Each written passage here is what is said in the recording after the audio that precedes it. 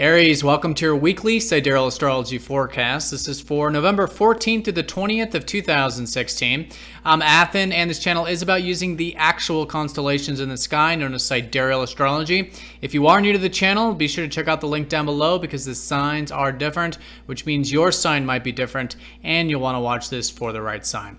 All right, Aries, so a lot going on this week astrologically. It's been a very impactful November so far, and this week is certainly a continuation of that. Essentially, right at the beginning of the week, we do have a full moon on Monday. So full moons are all about the status check.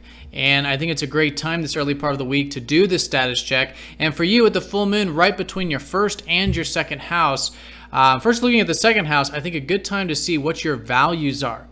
What is it that you value? And this can often be on a material level, which is like finances and your assets and material security. So maybe doing a status check of that area of your life. And if there's been anything over the past 6 months that you have cultivated with that, this could be a high point. And with the status check, you can see what's working, as I'm sure some things are, but also some things are not, right? So letting go of what isn't working so you can continue with what is. And, you know, full moons are a lot like new moons in that they are sort of a new beginning time. But it's the type of new beginning where we're letting some things go that are, in this case, no longer serving your values, so you can continue to embetter this area. And, you know, this is not only on the physical level, you know, this is about your sense of self-reliance, your sense of self-worth, right? What you're worth. Maybe it's through your work, for example. It might be what your time's worth or your energy's worth. But just in general, right? It's very self-esteem, very self-efficacy, you know, cultivating your natural gifts, natural abilities, knowing that you do have everything capable and everything available to you to cultivate the things that you truly value in life. And it's a great week to see that. Now, the full moon being very close to your first house does also symbolize that about 6 months ago, it was a time of generally new beginnings. That's when you had a new moon in your sign. So that would have been about, you know, planting new seeds with your goals, maybe with where you've, put energy over these past 6 months, just in general in your life, maybe having to do with your independence. But in either case, it's almost the time of, it's like looking at it as if it was the time of the year to do a status check of your overall life. Now, I think the second house is going to play the major emphasis on this, which is specifically about your values. But a lot of you could be seeing generally, how are things going in your life? How is your independence? How is your confidence? Do you feel confident enough to pursue the things that are important to you in life? This is very much what these two houses are about. And as a result, I think it's an excellent week to continue to move some things forward there. All right, so going through the week here, as you can see, there is a sort of split energy this week. We've got this Mercury sextiling Mars this first half, which is very good for you because Mars is your ruler. Mars is actually at the top of the chart. This is a very good placement for your ruler to be in. Your energy level should be quite good.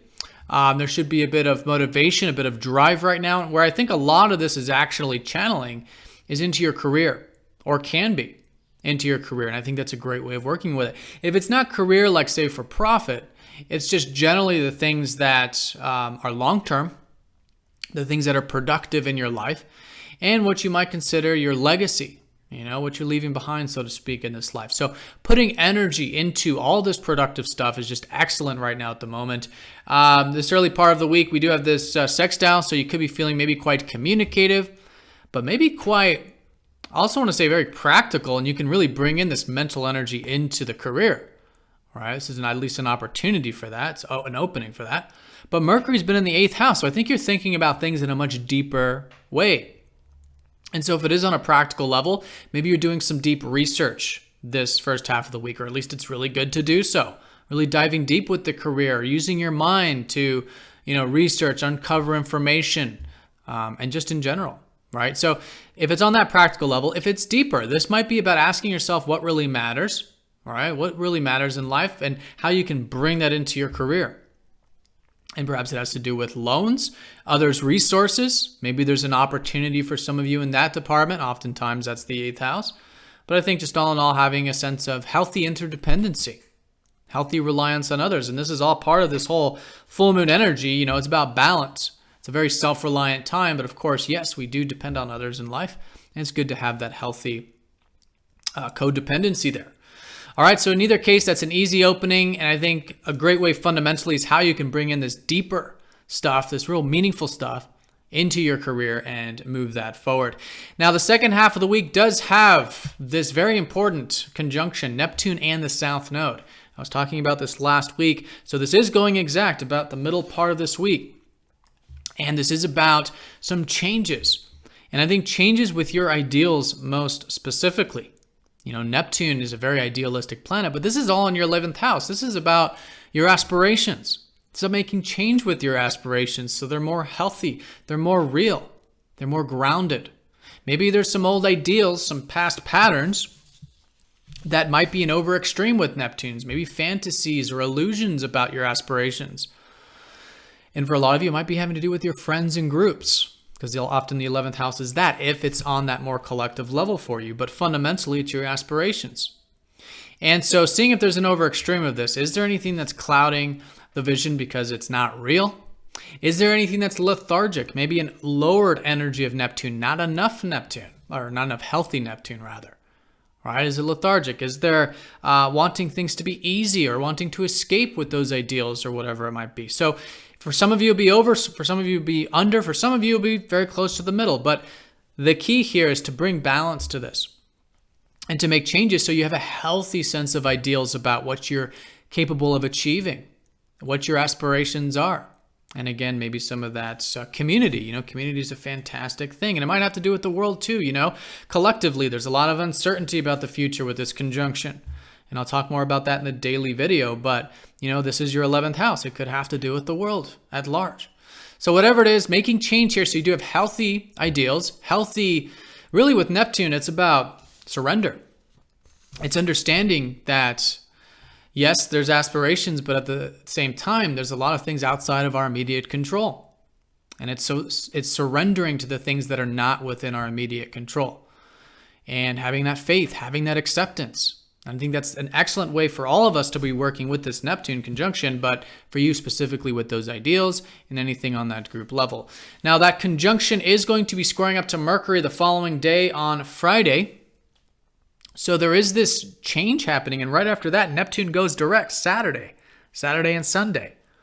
So there's a lot of this shifting, and the way I'm seeing this is the second half of the week, I think reflecting is great. And really, again, reflecting on where you can make change in your life to release these past ideals, really so you can express yourself and cultivate the things you're truly passionate about. And that's the North Node side to all of this with the North Node in your 5th.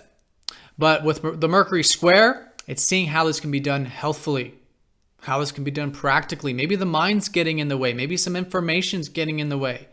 Sometimes with Mercury, the routine, something is in a bit of a clash, just generally speaking. Doesn't mean there will be in your life, but it could be internal, it could be external. And so it's a great time to make the change. And that's really what the squares are all about. It's about initiation, about action, and utilizing your mind in a healthy way. So the mind doesn't get caught up into the uncertainty, because Mercury square Neptune can be very uncertain, very doubtful, very illusory. Okay, but that's the unhealthy qualities. What we want to develop is, again, working on what we have control over, which is ourselves and how we react to our environment. And that's essentially what Mercury's all about. Mercury rules Virgo, and you're learning a lot about all this practical, everyday, taking care of stuff. And your work, you should have plenty of opportunities here with Jupiter in that 6th. You're learning a lot. But yeah, taking it nice and slow, seeing what shifts, because like I said, Neptune's going direct. And this means things are, yes, shifting. Things are changing. And of course, it's always for the better. It's just a matter of seeing it and not conscious, not mentally, but being with it and feeling it intuitively and knowing, yes, things are shifting into the right direction. And for you, it's about those aspirations. But again, it's about letting go, surrendering, detaching.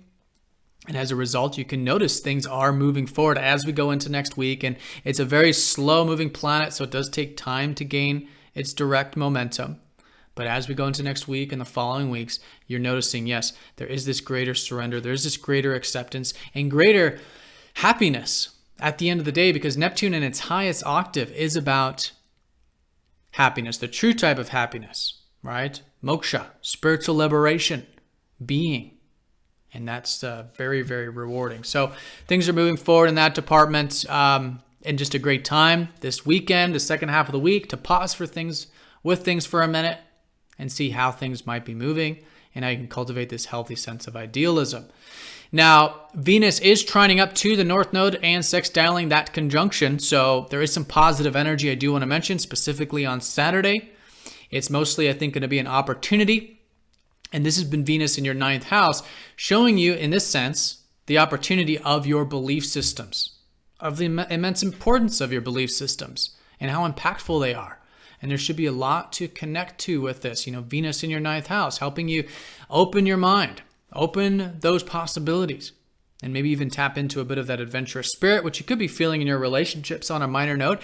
And this is all part of all these values too. The full moon is going to be helping you see your values that have to do with the future, that have to do with possibilities, and maybe a bit of, again, that more adventurous stuff. For some of you, maybe philosophy, spirituality, that kind of stuff can be very enjoyable. But this is Venus helping you connect to this and helping you see the beauty of all these things. So Venus is in very good aspect to this conjunction. If she wasn't a part of it, it'd be, I think, a lot more collectively challenging.